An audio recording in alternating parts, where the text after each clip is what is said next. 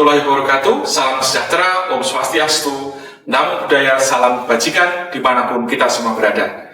Perkenalkan, nama saya Andreas Aris Eko Mulyono, SPD MPD. Saya adalah dosen tetap di program studi pariwisata, Fakultas Teknologi Informasi dan Komunikasi, Institut Teknologi dan Bisnis Kristen Bukit Pengharapan. Video ini saya buat untuk melengkapi keperluan sertifikasi dosen tahun 2026 sebagai bagian dari pernyataan diri dosen dalam unjuk kerja Tridharma Perguruan Tinggi bidang pengajaran. Bidang rumpun ilmu keahlian saya adalah rumpun ilmu terapan. Melalui video ini, saya akan memaparkan materi teknologi informasi pariwisata yang merupakan mata kuliah wajib di program studi pariwisata dan ditempuh oleh mahasiswa semester 1. Materi kuliah ini dirancang dengan pendekatan project-based learning yang mengintegrasikan aktivitas task-based dan workshop interaktif. Mahasiswa tidak hanya mempelajari teori dan tools secara terpisah, namun diajak menyelesaikan serangkaian tugas bermakna yang terkait dengan tata kelola usaha pariwisata. Capaian pembelajaran lulusan yang dibebankan pada mata kuliah ini adalah: pertama, menginternalisasi nilai-nilai integritas, sikap responsif, terpercaya, dan profesional sesuai dengan Global Ethic Code of Tourism serta berkepribadian Indonesia. Kedua, membuat konsep pariwisata yang berfokus pada bisnis kreatif dan mengaplikasikannya dengan teknologi dan informasi. Ketiga, menyiapkan informasi, menganalisis, dan mengevaluasi data-data keilmuan dan kebijakan kepariwisataan. Dan yang terakhir, menerapkan keterampilan di bidang kepemimpinan, komunikasi, pemasaran, riset, dan teknologi sesuai dengan konteks industri pariwisata. Adapun capaian pembelajaran mata kuliah yang menjadi target adalah mahasiswa dapat memanfaatkan AI dalam menulis konten untuk promosi dan marketing di sektor industri pariwisata. Untuk mencapai kompetensi tersebut, materi disusun secara bertahap melalui kombinasi pembelajaran teori, penugasan terstruktur dan proyek, dan menerapkan student center dengan menempatkan mahasiswa sebagai aktor utama dalam menyelesaikan tugas-tugas otentik menggunakan berbagai macam tools teknologi informasi termasuk kecerdasan buatan. Materi perkuliahan dikelompokkan menjadi beberapa bagian utama. Pertemuan 1 hingga 4 difokuskan pada aplikasi Microsoft Office, yaitu Word, Excel, dan PowerPoint.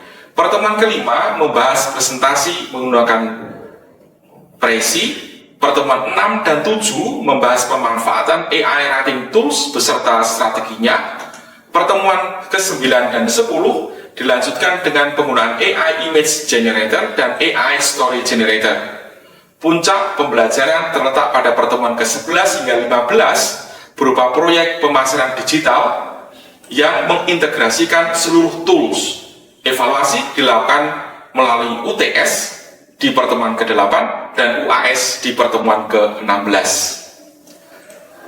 Sistem penilaian mencakup aktivitas partisipasi, unjuk kerja praktikum, tugas kelompok, serta evaluasi tengah semester dan akhir semester sesuai dengan bobot yang tercantum dalam RPS. Berikut ini saya sajikan video kegiatan pembelajaran interaktif yang diambil pada pertemuan ke-6 mengenai penguasaan AI Writing Tools dengan fokus strategi pengembangan prompt raiser. Dalam sesi ini, mahasiswa diajak mengerjakan task bermakna untuk menghasilkan konten promosi pariwisata yang efektif, relevan, dan etis menggunakan kerangka Raiser.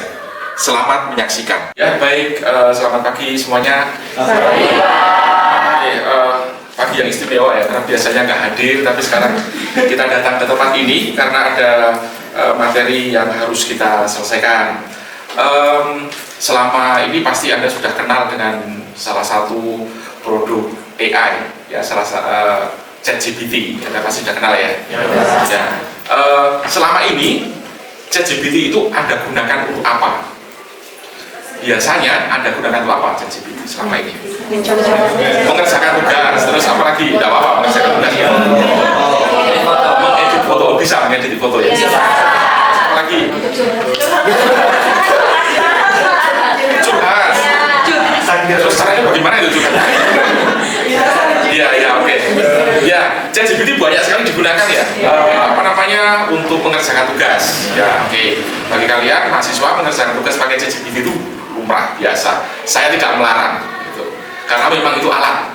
Kalau alat ya kita gunakan supaya apa? Supaya kerjanya efektif dan efisien. Nah, untuk pertemuan hari ini dan pertemuan-pertemuan yang akan datang, kita akan membahas ChatGPT. Karena apa? Karena bisa jadi alat yang semestinya bisa digunakan secara efektif dan efisien ternyata belum bisa Anda gunakan secara maksimal. Nah, apalagi ChatGPT kalau kita transfer ke dalam setting pariwisata, mungkin Anda belum cukup memahaminya. Nah, hari ini kita akan mengenal ChatGPT khususnya dalam penulisan prompt. Kenapa seperti itu? Ya, kita akan melihat apa yang sebenarnya terjadi ketika Anda menggunakan ChatGPT itu. Ini adalah hal-hal yang ingin kita capai dalam aktivitas hari ini. Yang pertama adalah kita mencoba untuk menginternalisasi nilai-nilai integritas, sikap responsif, terpercaya, dan profesional sesuai Global Code of Ethics of Tourism, kode etiknya para pelaku wisata. Kemudian serta berkepribadian Indonesia. Yang kedua, membuat konsep pariwisata yang berfokus pada bisnis kreatif dan aplikasinya dengan teknologi dan informasi. Berikutnya, menyiapkan informasi, menganalisis dan mengevaluasi data-data keilmuan dan kebijakan kepariwisataan. Dan yang berikutnya adalah menerapkan keterampilan bidang kepemimpinan, komunikasi, pemasaran, riset dan teknologi sesuai dengan konteks industri pariwisata. Hal-hal ini akan kita capai. Tapi caranya adalah yang pertama kita akan memulai dengan prompting di ChatGPT, ya. Oke, kita akan masuk ke ini. Ini mungkin pernah Anda alami dan sering Anda alami, ya. Masalah yang muncul adalah ChatGPT sering memberikan jawaban yang tidak sesuai harapan. Itu mungkin yang pernah Anda alami, ya. Jawaban terlalu umum dan tidak spesifik. Anda inginnya mengerjakan, minta membuat essay, mungkin dosen Anda minta bikin essay tertentu, tapi hasilnya luar biasa berantakan, tidak sesuai dengan harapan. Kok nggak seperti ini yang saya maksud? Kok seperti ini munculnya? Ya. Kemudian tidak sesuai dengan konteks pariwisata Indonesia. Karena ruang-lingkupnya luas, jadi ketika Anda membuat essay, ternyata hasilnya, contohnya tidak dari Indonesia, mungkin dari luar negeri, mungkin dari tempat-tempat yang lain yang Anda mungkin juga tidak ngerti itu di mana tempatnya. Kemudian bahasanya kurang menarik. Misalnya kalau Anda diminta untuk membuat mungkin ada dosen yang memberikan tugas Anda membuat materi promosi wisata misalnya. Anda menggunakan ChatGPT, ternyata promosinya kok seperti ini, nggak menarik sama sekali. Kemudian informasinya tidak akurat dan yang berikutnya tidak mempertimbangkan etika pariwisata yang selama ini kita terus pelajari. Nah, ini adalah contoh yang mungkin pernah Anda lakukan. Tulis deskripsi tentang Candi Borobudur. Anda diminta untuk membuat sebuah essay. Bikin essay tentang salah satu objek wisata sejarah di Indonesia. Kemudian Anda buka ChatGPT terus tulis deskripsi tentang Candi Borobudur. Hasilnya bikin kaget. Kok ternyata seperti ini hasilnya? Itu yang paling sering muncul ya. Deskripsinya pendek, kering. Kering itu bahasanya tidak manis gitu ya, tidak berwarna. Kemudian tidak ada daya tarik emosional, kemudian tidak ada ajakan bertindak, tidak mempertimbangkan target audiens, dan kurang menonjolkan nilai budaya dan spiritual. Padahal essay tentang Borobudur yang diharapkan adalah itu semua, tapi karena prompt yang hanya tulis deskripsi tentang Candi Borobudur, hasilnya adalah sesuatu yang di luar dugaan Anda. Nah, ini ChatGPT-nya bagaimana? Katanya artificial intelligence, katanya cerdas. Kok tidak bisa memberikan jawaban yang cerdas? Nah, persoalannya adalah mungkin kitanya yang nggak cerdas. Kita mau bikin apa, perintah apa, ya dijawab sesuai dengan perintah yang kita minta kan gitu ya. Nah, ini adalah penyebabnya. Penyebabnya adalah karena kita tidak bisa merumuskan prompt yang baik, merumuskan prompt yang bisa dipahami oleh ChatGPT dengan baik. Nah, terus bagaimana prompt yang baik itu? Kita akan lihat. Ini adalah salah satunya. Kalau Anda melihat di Google, strategi untuk merumuskan prompt itu banyak sebenarnya. Tetapi yang paling mudah adalah ini, framework reason. Reason itu apa? Itu adalah singkatan ya, singkatan. Dan ini kita gunakan untuk menulis atau generate sebuah prompt. Role itu adalah dari R, role itu menentukan peran AI. Jadi kita minta AI itu untuk berperan sebagai apa, ya. Kemudian I itu instructions, tugasnya apa. S itu adalah step, struktur langkah output. Kemudian E itu adalah examples, contohnya. Dan N itu adalah notes, batasan atau etika. Nah, setelah ini Anda boleh ambil handphone dan kita akan mempraktekkan secara langsung. Ya, silakan Anda ambil handphone. Kita akan mencoba untuk membuat prompt dan nanti setelah itu kita akan inputkan ke ChatGPT. Ya, kita akan coba langsung saja. Nah, sekarang kita masuk ke bagian pertama, role, peran. Maksudnya apa? Anda harus mengawalinya dengan prompt itu diawali dengan apa? Memberikan peran spesifik kepada AI. Kita minta AI itu, ChatGPT itu bekerja sebagai siapa? Nah, kalau kita misalnya ingin membuat materi promosi tentang wisata sejarah, berarti ChatGPT akan kita minta berperan sebagai apa? Sebagai apa? Kita akan membuat materi promosi wisata sejarah. Nah, kira-kira ChatGPT harus berperan sebagai apa? Analis. Sebagai tour guide, boleh. Sebagai apa tadi? Analis apa? Analis kimia ya bisa. Analis promosi misalnya gitu, atau pakar promosi wisata gitu. Atau mungkin bisa Anda sebutkan berperanlah sebagai manajer marketing di Candi Borobudur. Nah, seperti itu. Ya. Jadi nanti di prompt Anda silakan ditulis bekerjalah sebagai siapa. Itu role-nya. Nah, sekarang coba Anda cari wisata sejarah yang ada di lingkungan Anda. Itu coba pilih, misalnya bekerjalah sebagai manajer marketing di Candi Borobudur, bekerjalah sebagai marketing officer di mana, silakan ditulis itu. Ya, itu role-nya seperti itu. Nah, terus berikutnya instructions. Nah, ini kuncinya. Anda minta apa? Si manajernya tadi disuruh apa? Si analisnya tadi diminta untuk apa? Gitu. Nah, Anda tulis instruction-nya. Jelaskan secara spesifik apa yang Anda inginkan, apa yang harus ChatGPT itu lakukan. Itu contohnya. Buatkan deskripsi destinasi Candi Borobudur untuk caption Instagram dan website resmi pariwisata. Panjang 180 sampai 220 kata. Sertakan unique selling point spiritual dan budaya, serta ajakan wisata yang bertanggung jawab. Itu adalah instruction-nya. Jadi Anda ingin apa? Saya ingin deskripsi tentang Candi Borobudur. Oke, tapi deskripsinya harus seperti apa? Deskripsi itu panjangnya 180 hingga 200 kata. Terus setelah itu apa nanti kegunaannya? Akan saya jadikan caption di Instagram dan website.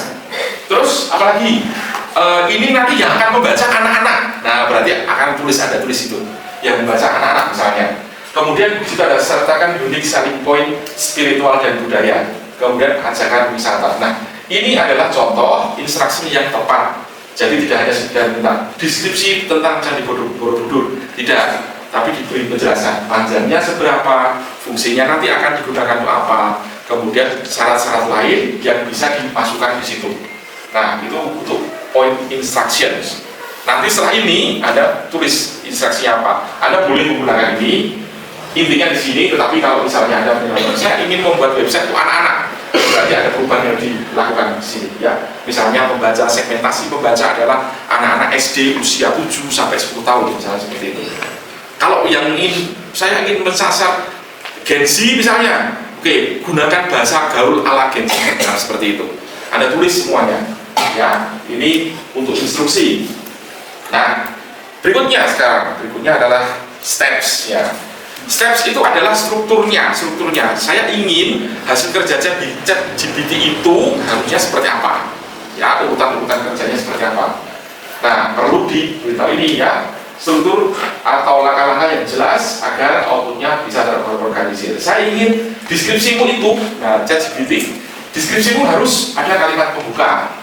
kemudian deskripsi utama atau unique selling point. 3. Highlight pengalaman wisatawan. 4. Call to action, ajakan untuk melakukan kegiatan pariwisata bertanggung jawab. Kemudian yang nomor 5, hashtag atau keyword SEO. Nah, kalau misalnya saya pilih yang lain, ya tidak apa-apa, silahkan.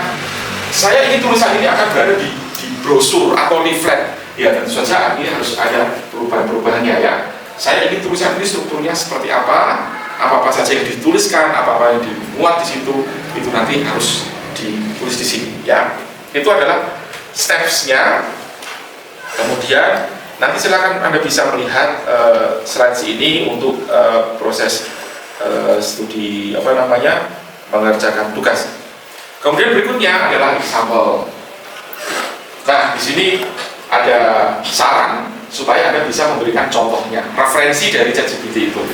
Berikan 1 atau 2 contoh output yang Anda anggap baik agar AI memahami gaya yang Anda inginkan.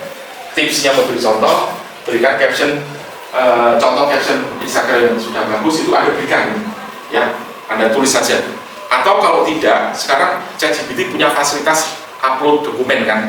Nah, mungkin Anda bisa upload foto atau upload situsnya yang menjadi referensi. Jadi Anda tulis saja di situ. Silahkan mengacu pada file yang saya upload, file yang saya unggah untuk memberikan contoh hasil kerja yang Anda harapkan. Apakah example ini wajib? Saya pikir tidak. Jadi Anda tidak perlu memasukkan, tidak apa-apa, karena Anda ingin ini ide Anda, gagasan Anda dieksekusi oleh ChatGPT. Anda tidak mengacu pada yang lain, itu tidak apa-apa. Nah, selanjutnya yang terakhir itu adalah notes-nya, alasannya. Ya, tambahkan batasan, tone, panjang, target audience dan pertimbangan etika. Ini bisa saja disebutkan di awal ya, tapi supaya lebih pas, lengkap ya, kita bisa menggunakan itu. Contoh notes yang penting, tone, excited namun profesional dan respectful. Anda pengen deskripsinya itu tone-nya itu excited, pakai bahasa-bahasa yang ramah, bahasa-bahasa gaul. Nah, itu Anda tulis. Ya, kalau Anda hanya menuliskan biasa saja seperti yang tadi, ya kalimatnya simple. Tapi kalau pakai bahasa yang excited, Anda pasti akan mendapatkan kata-kata yang menarik. Misalnya, Candi Borobudur adalah sebuah candi megah. Nah, muncul kata megah. Kemudian ada candi ini adalah bukti kejayaan Wangsa Sailendra. Wangsa Sailendra. Nah, itu kan kalimat-kalimat yang tidak mungkin dihasilkan oleh ChatGPT kalau perintahnya cuma deskripsi saja. Nah, kalau bahasanya seperti itu ya.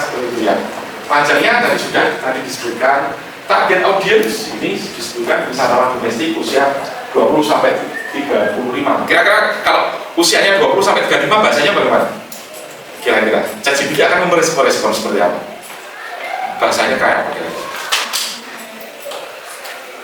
Bahasanya pasti formal kan? Umur 20 sampai 35. Kalau umur 15 sampai 17 bagaimana? Masih casual ya. Pakai bahasa-bahasa yang mungkin bahasa gaul ya, pakai lu, gue, guys, ya, hai guys, itu seperti itu. Kalau anak kecil bagaimana? Kalau usianya 7 sampai 10 tahun, ya, kata-kata yang sederhana, kata-kata yang mungkin membagikan isi sendiri, gitu ya. Mereka candi ya, berarti nanti mereka kata-kata yang berubah. Tidak ada mereka nanti akan di dalam untuk anak-anak mereka menyebutkan kejayaan Wangsa Sailendra. Apa maksudnya? Wangsa itu apa? Malah nanti bikin masalah ke orang tuanya. Itu ya. Oke, terus kemudian poin-poin tambahan di situ. Ya, untuk yang notes ini apa ya sesuai dengan harapan Anda. Harapan Anda seperti apa? Ya, saya ingin ChatGPT nanti membantu saya agar deskripsi itu menjadi baik dan deskripsi ini sesuai dengan harapan saya dengan catatan-catatan seperti ini. Nah, ini adalah contohnya. Nah, di sini pakai kamu adalah, kok pakai kamu ya? Gitu.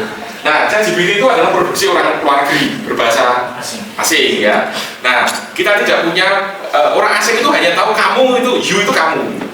Kita punya you itu adalah kamu, Anda, ada paduka, ini banyak. Nah, tetapi Tapi karena ini dari bahasa asing, maka Anda bisa melihat kamu adalah seperti itu, bisa dipahami. Nah, ini tulisannya pakai bahasa Indonesia, formnya pakai bahasa Indonesia. Tetapi yang saya sarankan, nah ini sekaligus Anda bisa belajar bahasa Inggris. ChatGPT cenderung untuk memberikan respon yang lebih akurat kalau prompt-nya dalam bahasa Inggris. Seperti itu. Nah, itu artinya akan menjadi tantangan sendiri bagi Anda bagaimana Anda bisa mengembangkan prompt yang berbahasa Inggris ini. Nah, ini contohnya Anda bisa potret apa? Nanti disebutkan kamu adalah digital marketing spesialis, nah mungkin yang disebut tadi spesialis ya. Tadi apa? Analis tadi. Kamu adalah digital marketing analis pariwisata berkelanjutan di Indonesia dengan 8 tahun pengalaman. Itu adalah prolognya. Bisa nggak diganti yang lain? Bisa. Anda adalah seorang senior tour guide di destinasi wisata sejarah Borobudur yang memiliki pengalaman sekian. Kemudian instruksinya, buatkan deskripsi mengenai Candi Borobudur. Nah, kalau Anda bisa memotret ini, nanti destinasinya diganti. Atau mungkin dengan destinasi yang lain Anda bisa gunakan.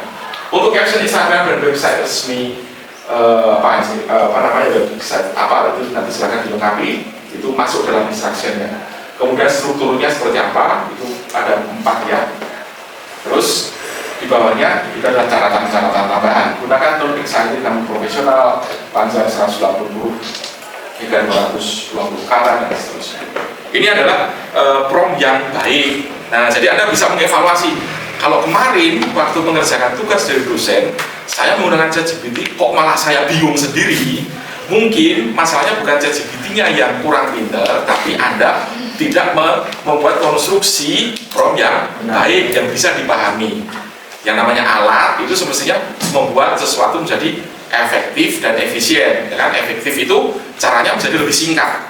Efisien itu tidak muncul biaya lebih banyak atau waktu lebih panjang. Nah, seperti itu. Kemudian melakukan eksplorasi dan percobaan menggunakan ChatGPT dan prompt yang benar. Kemudian setelah itu Anda coba lihat, bandingkan apa saja yang memberikan perbedaan respon dari ChatGPT menggunakan prompt yang tadi dibandingkan dengan prompt yang sebelumnya sering Anda gunakan. Nah, poinnya di situ ya. Nanti kurang lebih 15 menit Anda akan mengerjakan tugas ini dan kemudian Anda akan melaporkannya kepada saya. Nah, inti dari ini semua apa sebenarnya? Diskusi pendek kita hari ini apa? Yang pertama adalah ChatGPT, Artificial Intelligence itu tidak bisa berpikir mandiri. ChatGPT harus mendapatkan inputan, ya. Nah, inputannya berupa prompt dan promptnya itu harus disusun dengan baik. Kesimpulan pertama apa? Prompt yang baik itu dimulai dari pemahaman prompt engineering. Reason tadi prompt engineering.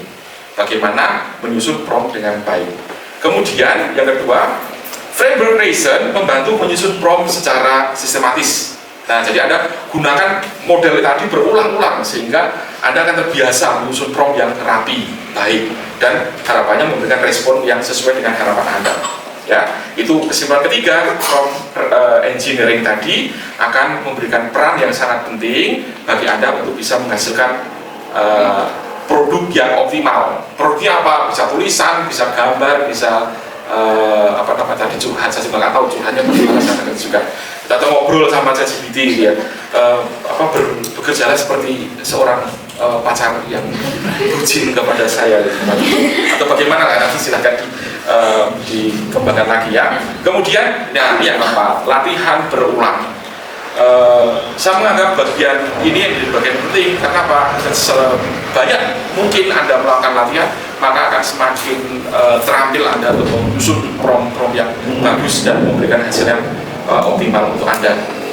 Kemudian yang kelima, skill ini sudah pasti akan Anda gunakan nanti ketika Anda berada di industri pariwisata. Anda nggak mungkin ya menulis sendiri ya, kita tahu semua, tidak semua dari kita memiliki kemampuan menulis yang bagus. Nah, prompt ini ChatGPT dan promptnya itu diharapkan bisa menjadi alat yang bisa Anda manfaatkan.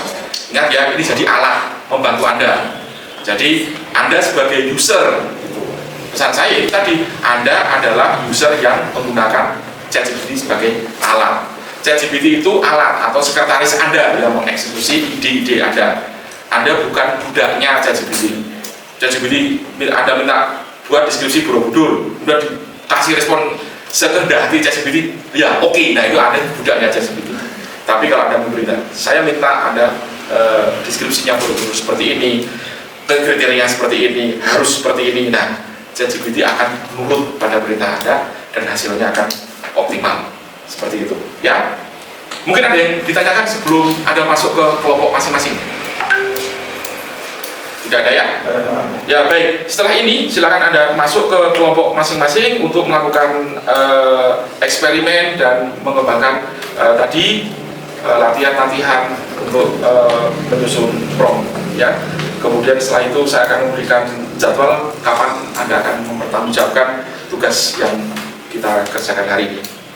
Itu saja untuk diskusi hari ini. Setelah ini silakan Anda masuk ke kelompok masing-masing, kemudian mulai melatih creation prompt engineering tadi, kemudian Anda coba untuk mengembangkan materi promosi untuk destinasi wisata sejarah yang lain. Ya. Baik, terima kasih. Selamat pagi. Oke, perhatian sebentar. Dari kelas kemarin kan Pak Ruli yang masuk. Yang masuk, terus kemudian untuk mengganti itu saya minta Anda untuk membuat semacam tulisan mengenai profil HR Manager. Anda boleh HR Managernya di mana boleh akses di internet, tidak apa-apa.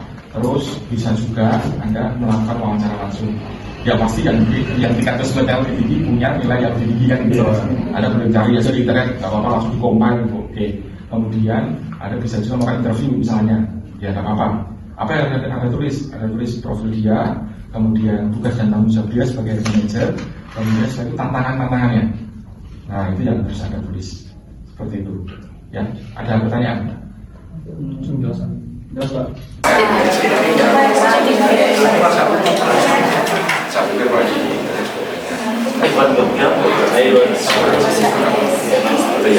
terima kasih Pak. Tapi tugasnya itu aja. Kalau pengen interview, silakan tidak apa-apa. Tetapi kalau waktunya mepet itu sudah kewajiban. Untuk tugasnya, kalian boleh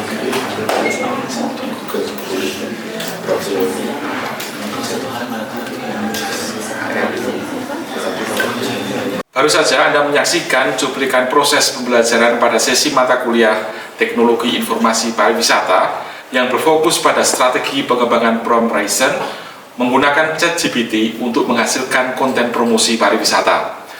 Melalui demonstrasi langsung dan diskusi interaktif, mahasiswa diajak untuk memahami pentingnya menyusun prompt secara terstruktur agar hasil yang dimunculkan tidak bersifat generik, melainkan relevan, menarik, serta sesuai dengan nilai-nilai etika dan profesionalisme di industri pariwisata. Saya berharap cuplikan video pembelajaran tersebut dapat memberikan gambaran yang jelas mengenai pendekatan praktis dan berpusat pada mahasiswa selama kegiatan perkuliahan. Terima kasih saya sampaikan kepada Direktorat Jenderal Pendidikan Tinggi, Riset dan Teknologi, Kemendikbudristek, LLDikti Wilayah 6 Jawa Tengah, serta seluruh tim sertifikasi dosen atas dukungan dan kesempatan yang diberikan. Saya juga mengucapkan terima kasih kepada seluruh pimpinan Institut Teknologi dan Bisnis Kristen Bukit Pengharapan, rekan sejawat dosen, serta mahasiswa yang telah berkontribusi aktif dalam kelancaran proses pembelajaran ini. Demikian yang dapat saya sampaikan, semoga bermanfaat untuk kemajuan kualitas pendidikan tinggi dan pengembangan sumber daya manusia pariwisata di Indonesia. Wassalamualaikum warahmatullahi wabarakatuh.